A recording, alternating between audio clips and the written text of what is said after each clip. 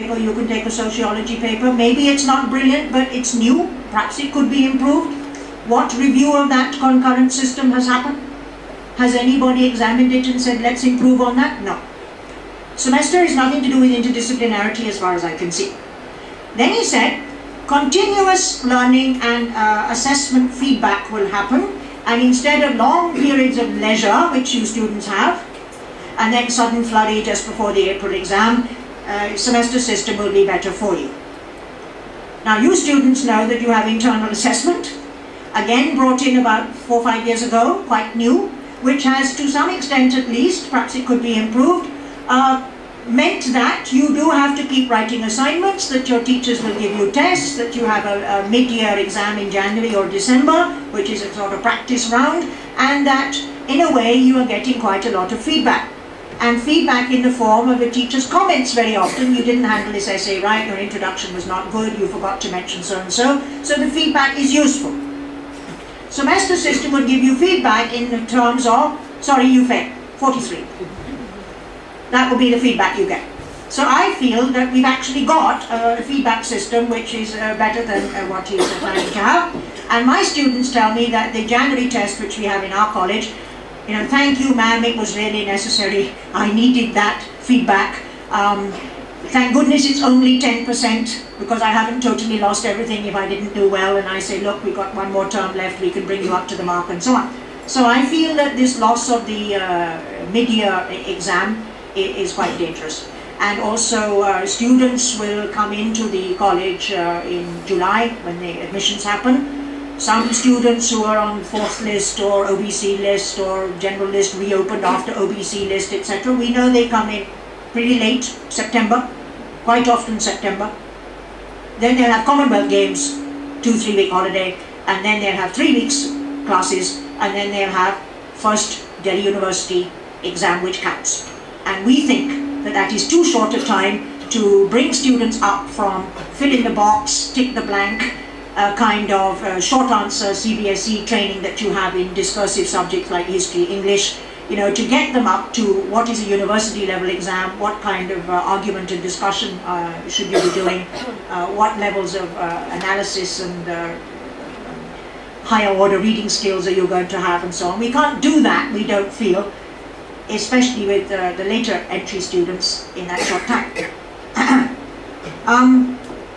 The idea of you picking flexibly different option subjects and so on, which is an idea mooted by the Yashpal report, you know, that science students should be able to have a Shakespeare paper if they want, or a philosophy student should do maths if he feels like it. This time, nice idea. That there should be some flexibility and choice for the students. Unfortunately, I think their timetable and numbers come in to prevent that happening very much. So if it cannot really happen logistically, because you can't have, say, the whole of second year honours free, so that anybody who chooses could go to a Shakespeare paper in that time, and it wouldn't clash with anything offered by sociology or history at that time, you can't timetable it within the hours of the day that we have. So we're being asked to change to semester system for a benefit that cannot happen or is not likely to happen to the degree that the Vice-Chancellor envisaged. So this is a problem, especially since the semester system will be very, very disruptive, you know, in all terms, and there'll be quite a lot of damage. One more major, new, not discussed before 4th of November item, which at first sight students may be happy with, is only one language will be compulsory. Now this trend has been there. For example, I think in the composite physics course, which my son did a few years back, I don't think he had English and Hindi compulsory papers, as far as I remember. So that's been eliminated for some science students for some time. But as you know, humanities students, they have to do a credit language in their best language and a qualifying paper, at least some degree of whatever in the second language at the moment. And the universities had this tradition of some support given to the Indian languages, because after all it's an Indian university. Now, if you say only one language is compulsory, market forces may drive students to select English, or elite colleges will probably select English anyway, my college will, My principal would say, let's save time and money by not having any Hindi offered at all. So for 7 honours subjects in my college, no Hindi would be offered, only English. Which means that the English teacher's workload would go up by between 60 and 80 classes in whatever semester the language component is to appear. And that the Hindi teachers would be twiddling their thumbs, because they teach only Hindi honours and BA pass.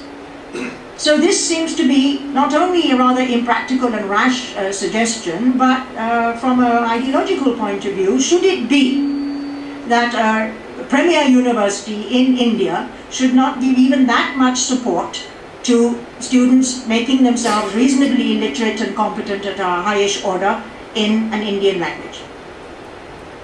If you are thinking even of academic long-term, people who would go into sociology or economics at MA level and start doing field work, what archives are they going to look at? What documents are they going to look at? What language are they going to use for their research? They're going to have a working competence of Hindi. So I would think that this is a rather backward-looking, just popular kind of move maybe, or market forces driven move, which would have far-reaching repercussions, not only for the teacher's workload and employment, but for the university in principle on the whole.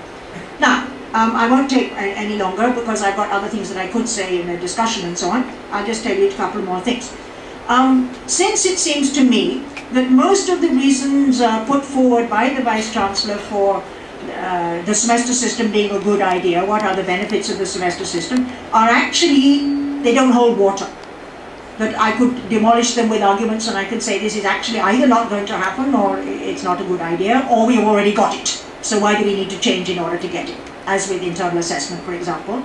Then what can be the motive? Why so keen on semester system? Okay? Now the Vice-Chancellor, I think, was quoted in the newspaper the other day as saying, when even the National Knowledge Commission has talked about semester system, how can the teachers be protesting against it? Some words to that effect. So presumably he is picking up from documents which you can access on the internet, the Yashpal report, which was a few years back, Yashpal Committee report I think it's called, and the National Knowledge Commission, which does outline certain kind of roadmaps for the future in which semester system will play a part. So probably he's picking up vibes from these documents, as it were, and feeling that this is the way things are going to go in the country, right? Semester system enables you to pick up credits, and at the end of one semester you've got so many credits. With those credits, the idea is that you could then transfer to another college or to another university somewhere else and take 2 more credits or 4 more credits or whatever in that place. So the idea is a sort of flexibility between institutions over India, and then also foreign students can zip in from America, sit 1 semester in Hindu college, may pick up some credits in something or the other, perhaps the only ones who'll be learning Hindi, I don't know, and then go take these credits back to their parent institution. Logistical problems? While we're all busy marking the exams in November, December, we'll be doing the admissions of all these people seeking to do credits suddenly in the next semester. How do we assess their qualifications and where they have come from and process all of that? I don't know how it is to be done. Yashpal report says that he envisages, and I quote, vast numbers of foreign students from South Asian countries, Indonesia, wherever, coming into our university system. The rest of the report says the rote learning is happening, exams are bad, the system is not working, all because of our vast numbers. We need to break up our universities into small autonomous colleges, we need to have groups of 5-6 colleges under some different board, we need to split the huge size because vast numbers are preventing our exam system working. Delhi University can't handle its vast numbers. But the solution is to have vast more numbers coming in from outside, presumably with money in their pockets. Would it be that the government cannot or does not wish to finance education to the level that it is currently doing? and therefore it wants to privatize or to have foreign students because they bring in money. Now I've seen this happen in England.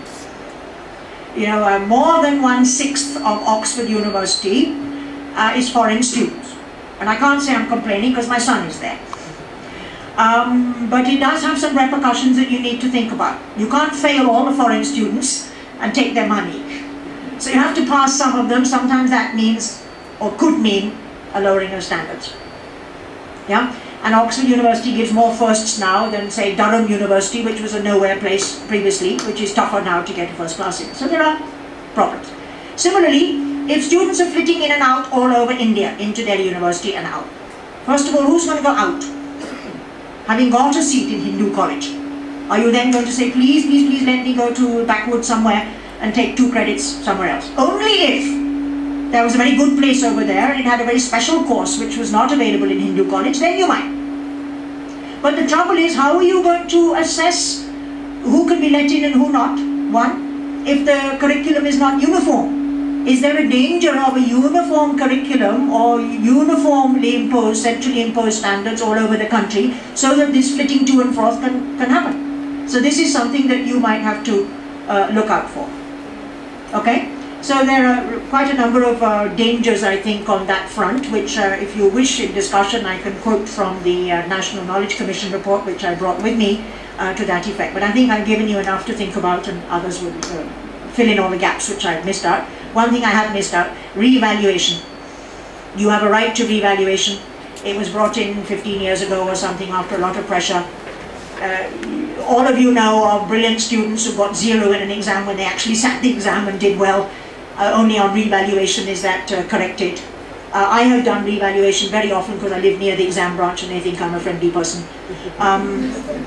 You know, you can tell either this person failed and is just hoping that I'm going to pass them, or this person has done very well and he thinks they should have got a first and, you know, perhaps they should have got. Re-evaluation means that you have at least 1 round of somebody inspecting your papers, if not 2, to make sure that there are no errors. It's a right, you have won it, it's a necessity, mistakes happen. Gone. Why? Too much time will be taken. You cannot have a semester system where the results are not out and you don't know if the student has passed the first semester and can get into the second semester. So re-evaluation is a nuisance and therefore it is gone. So this, I think, is quite important for students to understand. Last point.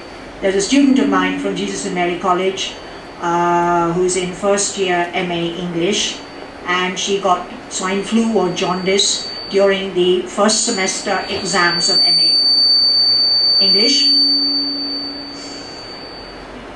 So she was unable to sit them. That's it. Out.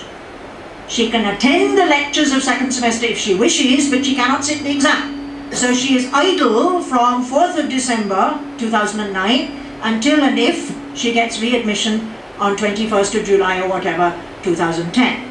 Now, she's one person in one class, but supposing semester system comes in, lots of people may fail, especially since university exam within 3 months is going to be quite tough. What happens to all of those people who are sitting idle for 6 months? Now that long space does not happen because you get your result on 3rd of July and you get readmission on the 16th or something. No space at all. So that's another issue which is going to be a practical problem. So I rather dodge between the practical everyday kind of problems of semester system and the long term, but I've given you some food for thought. Thank you.